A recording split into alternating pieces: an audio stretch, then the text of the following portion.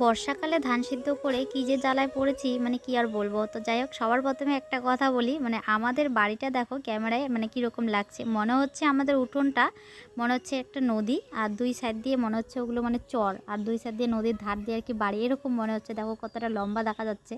আর এমনিতেও আমাদের উঠোনটা কিন্তু বেশ বড়ই আছে।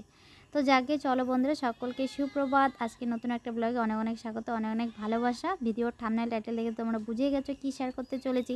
তো আজকে মানে বাড়িতে তো এদিকে প্রচুর কাজবাজ, এদিকে আবার ধানও সিদ্ধ করেছি, এত কাজবাজ সামলে আজকে হঠাৎ করে একটু বাবার বাড়ি, মানে আমাদের সেই যে বাড়ি বক্সিরহাটের বাড়ি, ওই বাড়িতে যাওয়ার প্ল্যান আছে। তো সেই আনন্দে আনন্দে মানে এই যে এত কষ্টকর কাজগুলো করছি এত রোদ্রের মধ্যে, সেগুলো কিন্তু মনেই হচ্ছে না। কষ্ট লাগছে ঠিকই, কিন্তু ওই যে বাপের বাড়ি যাব ওর একটা অন্যরকম আনন্দে আছি, যার জন্য আর কি শুধু রোদটাই আর কি শরীরে লাগছে। কিন্তু এইদিকে ধান নিয়ে 3 দিন, মানে 3 দিনে ধরে না, যেদিন সিদ্ধ করেছি সেদিনে তো সবথেকে বেশি কষ্ট হয়েছে। বাপরে বাপ, ধান সিদ্ধ করে মানে করার সময় বৃষ্টি এসে মানে কী যে বিধিকিচ্ছা অবস্থা, মানে কি আর বলবো। তো থাক, সেগুলো কথা আর না বলি, বললে অনেক কথা। তো এইদিকে কালকে সারাদিন ধানের রৌদ্র পেয়েছে, ধানের জলটা মোটামুটি শুকিয়ে গেছে। তো এখানে অনেকগুলো ধান, সেই প্রায় 4 মণের মতন ধান। এতগুলো ধান আবার বস্তায় ভরবো, আবার সকালবেলা বের করে দেওয়া আজকে। তো আমাদের দাদাভাইও থাকে না, টিউশনে যায়। তো একা একা পারবো না বলে ধানগুলো কালকে বস্তায় ভরিনি, এখানে ঢেকে রেখেছি। কিন্তু রাত্রে এসেছিলো বৃষ্টি, আমার তো মাথা একদম পুরো টেনশনে শেষ। তো যাকে সকাল উঠে দেখি খুব সুন্দর রৌদ্র উঠেছে। রৌদ্রটা দেখে অনেকটা আর কি ভালো লাগলো, যে যাক আমার ধানটা আর কি নষ্ট হয়নি, বেঁচে গেছে। তো চলো বন্ধুরা, সকলকে সুপ্রভাত। আমি নন্দিনা, কোচবিহার জেলার ছোট্ট একটি গ্রাম থেকে। তো আবারও নতুন একটা ব্লগে সকলকে অনেক অনেক স্বাগত, অনেক অনেক ভালোবাসা। আশা করছি সকলে খুব ভালো আছো, আর আমাদের কথা ছেড়েই দাও, তাই না? তো এখন কিন্তু বেলা অনেকটাই হয়ে গেছে, আর অনেক সকালবেলায় রৌদ্র উঠেছে। বেলা বলতে এখন 8টা 16 বাজে, অনেকটাও বেলা হয়নি, ভুল হলো আর কি। তো আজকে সেই অনেক দিনের দেখো এই পুরনো নাইটিটা পরে ব্লগটা শুরু করলাম। কালকে এই নাইটিটা পরেছি, মানে এখন কয়েকদিন ধরে এত পরিমাণে গরম যাচ্ছে, গরমের কথা তো বলাই যায় না, একদম পুরো মাথা খারাপ হয়ে যাচ্ছে। মানে কাজ বাজ মানে কত কষ্ট করে যে করছি, আর এই গরমের মধ্যে আমি যে কাজ মানে কাজের আর কি ধরুন দিয়েছি, মাথা একদম শেষ আমার। একদম কালকে গরমে ধান নিয়ে টানাটানি করে সারা শরীরে ঘামাচি ভর্তি হয়ে গেছে। মানে সারা রাত ঘুম নেই চোখে, শুধু ওগুলোই চুলকায়, আর মানে যেখানে করে চুলকায় ওখানেই ছুলে যাচ্ছে জায়গাটা। আর একদম তারপর যে মানে জ্বালা ওই জায়গাটা, মানে একদম পুরো কীরকম যেন লঙ্কা লাগলে যেরকম একটা জায়গাটা জ্বালা করে, ওরকম করে। তো এদিকে ছাগল টাগল এখনও কিন্তু কিচ্ছু বাঁধা হয়নি। সোনা আর আমি উঠেছি ঘুম থেকে, সোনাকে মুখ টুক ধুয়ে দিলাম। আমাদের দুজনেরই মা ছেলের মুখ হাত ধোয়া হয়ে গেছে, ও গেল ওর দাদা বাড়িতে। আর তোমাদের দাদাভাই কিন্তু দেখো এই যে এখনও ঘুমাচ্ছে। তো চলো, আমি এদিকে আসলাম একটা কাজের জন্য, মানে সকালবেলা ব্রাশ করতে করতে এইদিকে এসেছিলাম। কয়েকটা গাছে দেখে কুমড়োর জ্বালা আসছে।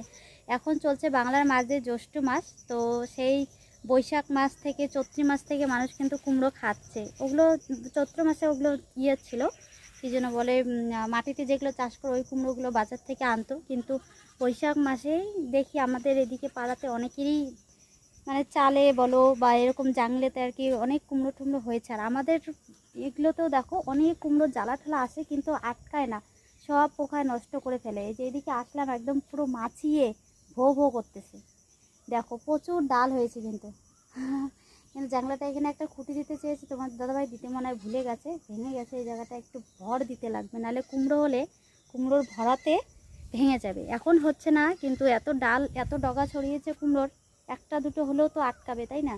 তো এই জায়গাটায় সকালে ব্রাশ করতে করতে আসলাম, আমাকে দেখি তো এত ডাল বেরিয়েছে, একটাও কি কুমড়োর ফল নেই। এসে দিকে অনেক ফল বেরিয়েছে। তো এদিকে যে মাছি সব নষ্ট করে ফেলবে। আর ওই একবার টেরা করে দিলে না, একটু ফুটো করে দিলে ও ফলটা আর হয় না, নষ্ট হয়ে যায়। তো বড় বড় কয়েকটা জ্বালা আছে, আমি ঘর থেকে দেখো এই যে প্যাকেট নিয়ে আসলাম। তো এই প্যাকেট দিয়ে ঢেকে দিব। এরকম করে কিন্তু গেল বছর আর কি অনেকগুলো আর কি কুমড়ো আটকিয়েছিলাম আর কি। তো একটু ভিতরে পাবো কি যে পাবো না, তো চলো, সে ভুলেই গেছিলাম। হঠাৎ করে ওই ধানের প্লাস্টিকটা খুলতে খুলতে মেলে দিতে দিতে মনে পড়লো সকালবেলাটা করে প্রচুর কাজের চাপ থাকে। মানে পরে আস্তে আস্তে কিন্তু কাজগুলো একটু হালকা হয়, কিন্তু সকালবেলাটা একদম অনেক কাজ থাকে, যার জন্য মাথায় সব কিছু মনে থাকে না, ভুলে যাই। একটা করে তো আর একটা ভুলে যাই। এই যে দেখো এখানে একটা ভিতর রয়েছে, বাবা সরি, অনেকেই বলে যে আঙ্গুল দিয়ে দেখালে নাকি নষ্ট হয়ে যায়, আমি তো আঙ্গুল দিয়েই দেখালাম। এই যে মাছি ঘুরতেছে দেখো। এই যে এখানে একটা হয়েছে সুন্দর, তারপর এই যে এখানে একটা হয়েছে, দেখা যাচ্ছে এই যে এখানে একটা, মানে 3-4টা আর কি এরকম হয়েছে। চলো এগুলো ঢেকে দিই, মানে ফলটাকে সুন্দর করে প্লাস্টিক দিয়ে ঢেকে তারপর একটু প্লাস্টিকটা ফাটিয়ে দিতে হবে। এরকম করে তোমরাও যাদের বাড়িতে আর কি টুকটাক এরকম সবজি টবজি আর কি লাগাও, করতে পারো, করে দেখবে। তো এইখানে 3টা দিলাম ঢেকে, এই যে 3টা প্লাস্টিক এখানে, এই 1 2, এই যে এখানে একটা, আর ওই যে ওইদিকে একটা দিয়েছে। এই যে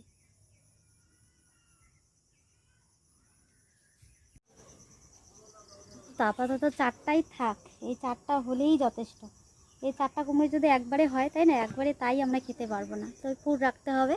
আর কুমড়ো গাছের যা কাটা বাবা, দেওয়াই যায় না, যেখানে যেখানে লাগলো একদম পুরো জ্বলতেছে, একদম ছুলে গেছে মনে হয়। আর আজকে দেখো এই যে গাছতলাটা এইদিকে ঝাড়ি দেওয়া হয়নি। যা গরম, গরমে আর কোনো কাজবাজ করতে ইচ্ছা করতেছে না, কিন্তু তারপরেও করতে হচ্ছে, কি করা যাবে, তাই না। বেঁচে থাকতে গেলে এইটুকু কর্ম তো করতেই হবে, সে কষ্ট হোক যাই হোক। তো দেখো এদিকে কিন্তু মোটামুটি এই যে জলটা শুকিয়ে গেছে, চলো এখন ধানটাকে মেলে দেই। আর তোমাদের দাদাভাইকে ডাকি, দেখি আজকে উঠবে কি উঠবে না, নাকি সকালের এই পুরো সময়টা ধরে ঘুমাবে। কি গো, হ্যাঁ বাবা, তোমাদের দাদাভাইয়ের গরমে ঘুমিয়ে হয়নি, এরকম দেখা যাচ্ছে কেন, হলুদ হলুদ জানলা খোলা ধরে কীরকম দেখা যাচ্ছে। তোমার গরমে ঘুম হয় না, আর আমার যা ঘামাচি চুলকাইতে চুলকাইতে শেষ, ঘুম ধরে পরে যখন আবার মানে চুলকায় তখন আবার ঘুমটা ভেঙে যায়, এরকম করে আর কি ঘুমিয়েছি। আর তার মধ্যে আবার মাথায় টেনশন ছিল ওই যে বৃষ্টি, মানে সেরকম জোরে যদি জোরে বৃষ্টি শুরু হয়েছিল, পরে তো ঘুমিয়ে পড়েছিলাম একটু, পরে আবার টের পেয়েছি, মানে এরকম করে আর কি ঘুমটা হয়েছে। আমাকে ধানগুলো আছে বাইরে, যদি একদম জল টল ঢুকে যায় তাহলে তো শেষ। একটু মোটামুটি হলেও তো ধানের জলটা আর কি শুকিয়েছে, ধানটা না শুকালেও তো ওইটাও পরে লস হয়ে যেত। এই মানে কালকে যে এই রোদ্রের মধ্যে গরমে যে কষ্টটা করেছি ওটাও বেকার হয়ে যেত। উফ, একটুখানি করলাম তাতেই হাঁপিয়ে গেলাম। আর যেটা ভয় পেয়েছিলাম ওটাই কিন্তু হয়েছে। ওই যে দেখো একটুখানি জায়গা ফাঁকা করে দিলাম, ওইখানে একটু জল ঢুকেছে, অল্প একটু ধান ভিজেছে, বেশি ভেজেনি, একটুখানিতেই আর কি হয়ে মানে কেটে গেছে আর কি। যদি আরও সেরকম বৃষ্টি হতো সকাল পর্যন্ত, তাহলে তো মানে নিচে সব ধান ভিজে যেত। ওই যেখানে জল ঢুকেছে ওই দিকে, যেদিকে আর কি ঢুকেছে ওই দিকেই ঢুকে ঢুকে আস্তে আস্তে পরে সারা দিকে আর কি ছড়িয়ে যেত, তাই না, এইভাবে কিন্তু ভিজে যেত। হ্যাঁ, তো একটু ভিজেছে, কোনো ব্যাপার না, রৌদ্র দিয়েছে শুকিয়ে যাবে। কিন্তু এদিকে আমি আর পাচ্ছি না বাবা, ঘামাচিগুলো কীরকম শরীরে চিটিং চাটাং করতেছে। হ্যাঁ, ঘামাচি দিয়ে এই 2 দিনে সারা শরীর একদম মানে ঢেকে গেছে, এত পরিমাণে ঘামাচি হয়েছে। তো এই জায়গাটা ভাবছিলাম ঝাড় দিব না, তো চলো এইদিকে ধান ঘাঁটতে ঘাঁটতে জায়গাটা ঝাড় দিয়ে নিচ্ছি, কারণ বাড়িতে থাকবো না 1 দিন 2 দিন, আরও পাতা পড়ে জায়গাটা একদম বিচ্ছিরি হবে, তাই না, খুবই নোংরা হয়ে থাকবে। তো এর জন্য ভাবলাম যে আজকের দিনটা ঝাড় দিয়ে রাখি, তবু তো একটু মানে কম নোংরা হবে আর কি জায়গাটা। আর এই জায়গাটায় ধরে নাও মানে বিভিন্ন জায়গার লোকজন আসে, আমাদের এই চাংড়াটায় বসার জায়গাটায় বসে, এখানে বিশ্রাম টিশ্রাম করে, বা আমি ধরে নাও মাঝে মধ্যে একটু জল টল দিই মানুষকে। মাঝে মাঝে তো খুব গরম হলে এখানে অনেক লোকজন এসে বসলে আমাদের যে টেবিল ফ্যানটা আছে, স্ট্যান্ড ফ্যানটা, ওটাও লাগিয়ে দেই। তো এদিকে টেপরি আর বিল্লুর একদম পুরো পেটে চাপ পড়ে গেছে, মানে খিদে লেগে গেছে, প্রচণ্ড ভ্যাবড়াচ্ছে। তো এদিকে জায়গাটা পরিষ্কার করে ওদেরকে দেখো নিয়ে আসলাম। আর এদের যে অভ্যাস এত খারাপ, মানে এদের কথা নতুন করে কি বলবো। দেখো আমাদের জমিতে এত ঘাস, মানে ওরা তারপরেও শুধু ঘাস খোঁজে খোঁজে, মানে ওদের যে জানি না ওদের মুখে আরও কী স্বাদ বাবা, ওরা কী ধরনের ঘাস পছন্দ করে ভগবান জানে। সকাল থেকে এমনভাবে ভ্যাবড়াচ্ছে মনে হচ্ছে 2 দিন থেকে উপোস করে আছে। তো এইদিকে ঘাসের শীতটা না শুকলে আবার খেতে চায় না, এর জন্য ভাবছে যে একটু রৌদ্র পড়ুক, শীতটা শুকাক, তারপর বাঁধি, কিন্তু সেটুকুই আর ওদের তস হয় না। এই যে বাঁধলাম, কিছুক্ষণ খাওয়ার পর আবার ভ্যাবড়াবে। তো যাকগে, খাক, কতটুক সময় খায় খাক। এদিকে ধান দেখো পুরো ধানে রৌদ্র এসে গেছে, শুধু ওই দিকটা একটু ছায়া আছে। রোদ আসলে তাড়াতাড়ি করে ধান ঘাটতে হয়। আর আজকে যেহেতু ধানের জলটাও শুকিয়েছে, আজকে বেশি মানে একটু ঘন ঘন করে ঘাটতে হবে, না হলে উপরের ধানটা বেশি শুকিয়ে যাবে, নিচের ধানটা কাঁচা থাকবে। আর এরকম করে মানে পরে ওই চালটা ভালো হয় না, ধান ভাঙলে আর কি বেশিরভাগ চালই ভেঙে যায়। এর জন্য ভালো করে সমানভাবে ঘাটতে হয়। ধানের কাজ করলে না অন্য বাকি কাজ হয় না, শুধু ওই ধানই ঘাটো বসে বসে বাস, কারণ অন্য কাজ করতে না করতে এদিকে আবার ধান ঘাটতে হয়। এদিকে এত কাজের ব্যস্ততার মাঝখানে সোনা বায়না ধরেছে শরবত খাবে, লেবু শরবত, এদিকে আবার ওকে শরবত বানিয়ে দিলাম। তো ছেলের কাণ্ড দেখো, এখানে বসে না খেয়ে বোতলে ভরিয়ে নিল, মানুষকে দেখিয়ে দেখিয়ে খাবে। তো ওকে দিয়ে একটু বাঁচলো, এটুকু আমি খেয়ে নিলাম। রোদ্রে গিয়ে দাঁড়ায় আছো কেন? রোদ্রে রোদ্রে যায় না, যাও এদিকে ছায়াতে যাও, দেখো কিরকম রোদ্রে দাঁড়ায় আছে। আসো, যাও এদিকে গাছতলায় ছায়াতে গিয়ে খাও, যাও। বাবা টিউশনে গেছে, যাও যাও যাও যাও, রোদ্রে যাও, রোদ্রে বলে ছায়াতে যাও। কি গরম, থাকা যায় না, কিরকম দেখো টাকু মাথা নিয়ে রোদ্রে ঘুরতেছে। তো ভাত হয়ে গেছে, এদিকে কি রান্না করবো বুঝতে পারছি না, আর কি করব, একবেলার জন্য রান্না। আজকে চাল ডাল একসাথে রান্না করেছি, এভাবে আজকে একটু খেতে ইচ্ছে করেছে। আর ভাতে আলু, কাঁকরোল, কাঁঠালের বীজ ওগুলো সেদ্ধ দিয়েছি। এদিকে ঘরে সব কিছু বাড়ন্ত হয়ে গেছে, আর অন্য কিছু সবজি টবজি বাড়ন্ত হয়ে গেল, আশেপাশে অনেক কিছু লাগিয়েছি, ওগুলো দিয়েও চালানো যায়, কিন্তু মেন জিনিস দুটোই নেই, লবণ আর তেলটাই বাড়ন্ত হয়ে গেছে। তো একবেলার জন্য রান্না যতটুকু আছে অতটুকু দিয়ে চালিয়ে নিচ্ছে, আর কারো বাড়ি যাচ্ছি না ধার করার জন্য।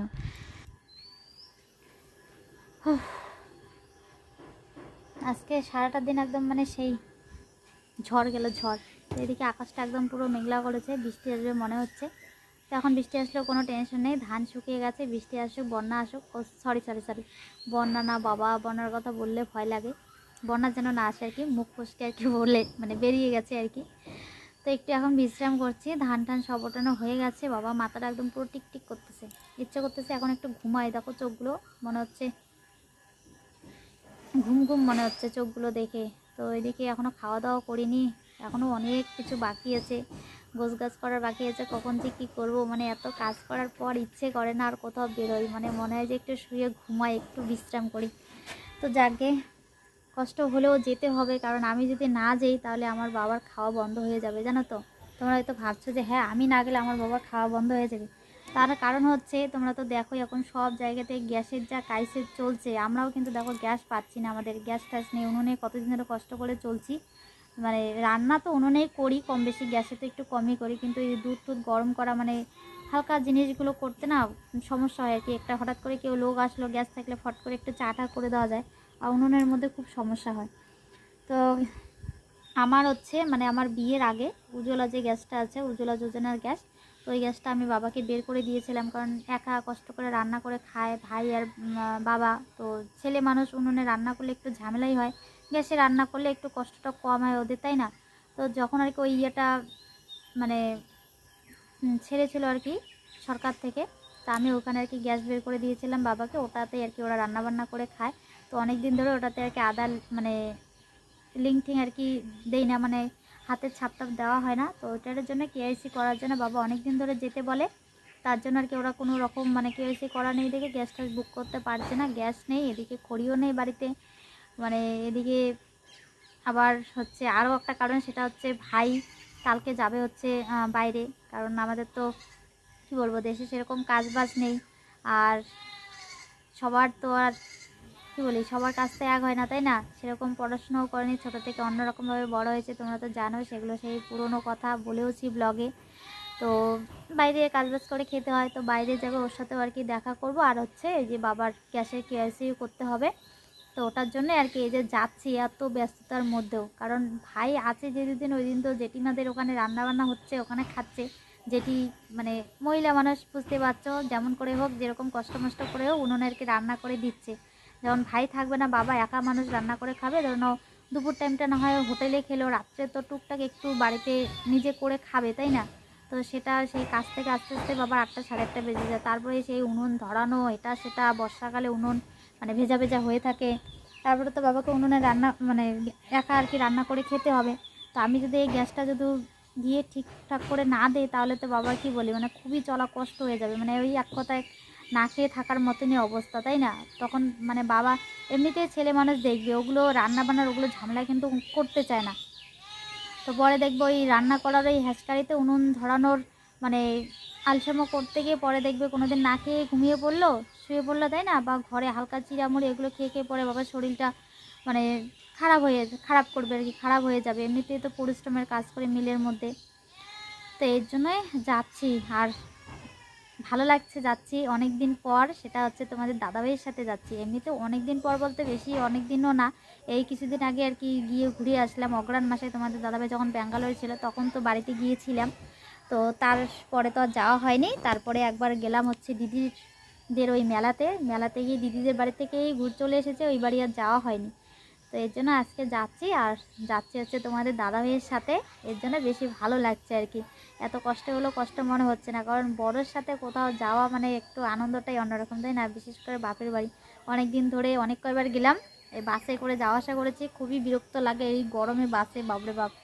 তো এর জন্য আর কি ভালো লাগছে যে বাইকে যাবো, এর জন্য অতটা আর কি খারাপ লাগছে না। নাহলে তো আমার বাপরে বাপ বাসের কথা শুনলেই আমার মনে হয় যে না, বাসে ওঠার মানে যাদের সমস্যা তারা একটু উঠতে ভয়ই পায়। আমার বাসে উঠতে যেহেতু বমি হয়, মাথা ঘোরায়, তার মধ্যে গরম সোনাকে নিয়ে, এর জন্য আর কি খুব একটা ইচ্ছে করে না। তো যেই তোমাদের দাদাভাইকে রাজি করেছে, বলছে যে যাবে, এর জন্য বলছে যে তাহলে চলো, যতই কষ্ট হোক তবু আর কি যেতে রাজি আছি। তো এর যে বাইকে যাব বলে আর কি একটু সন্ধ্যার আগে আগে আর কি বেরোবো, কারণ এই গরমের মধ্যে, তাই না, সোনাকে নিয়ে, এর জন্য আর তাড়াতাড়ি বেরোচ্ছি না। যদিও বা ধানটা না থাকতো তাহলে একটু সকাল সকাল চলে যেতাম, একদম ঠান্ডায় ঠান্ডায়। ধানের জন্য তো যেতে পারিনি। তো চলো সব কিছু গোছগাছ করে নিই, নাহলে তো আরও লেট হয়ে যাবে। এখানে বসে বসে বকর বকর করছি। তো এখন বাজে বন্ধুরা 10টা, আর আমাদের এখানে পৌঁছতে পৌঁছতে 9টা কি 9:30টার মতন বেজে গেছে জানো। রাস্তায় এসেছিলো বৃষ্টি, বৃষ্টিতে আটকা পড়ে আমাদের অনেকটা দেরি হয়ে গেছে, এত রাত হয়ে গেছে আসতে। তো এসেই তো সোনার ওর বাবা খেয়ে ঘুমিয়ে পড়েছে, তো ঠান্ডাও লেগেছিল। তো এদিকে দেখো ব্যাগের সব জামা কাপড় ভিজে গেছে, সব টাড়ে বের করে দিয়েছে। তো চলো ভিডিওটা আজকে এখানে শেষ করছে, দেখা হচ্ছে নতুন ভিডিওতে। ততক্ষণ সকলে ভালো থাকো, কেমন?